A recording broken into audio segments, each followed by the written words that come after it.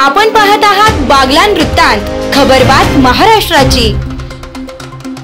नाशिक 5150 भाडे तत्वावरील electric bus पुरवठा करण्यात संबंधित कंपनी निष्क्रिय ठरली असून या कंपनीसोबत एसटी महामंडळाने केलेला निविदा करार रद्द करण्याबाबत कारवाई करावी असे निर्देश परिवहन मंत्री तथा एसटी महामंडळाचे अध्यक्ष प्रताप सरनाईक यांनी दिले। ते काल महामंडळाच्या मुख्यालयात बोलावलेल्या आढावा बैठकीमध्ये बोलत होते।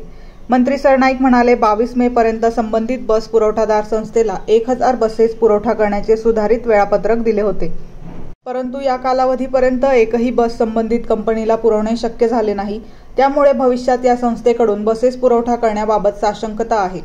सध्या महामंडळाला बसण्याची गरज अत्यंत आवश्यकता असताना संबंधित संस्था जर वेळेत बस पुरवठा करू शकत नसेल तर या कंपनीसोबत केलेला निविदा करार रद्द करावा असे आदेश दिले आहेत।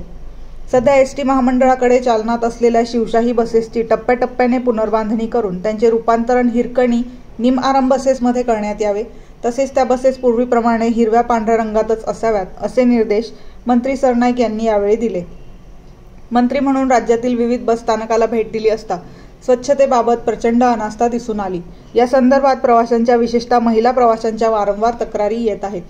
त्रुटी दाखवून दिल्यानंतर संबंधितांवर जबाबदारी निश्चित करून कारवाई करणे अपेक्षित असताना अशा अधिकाऱ्यांना पाठीशी घातले जात असेल तर ते कदापि सहन केले जाणार नाही, असा सज्जड दम यावेळी मंत्री प्रताप सरनाईक यांनी दिला।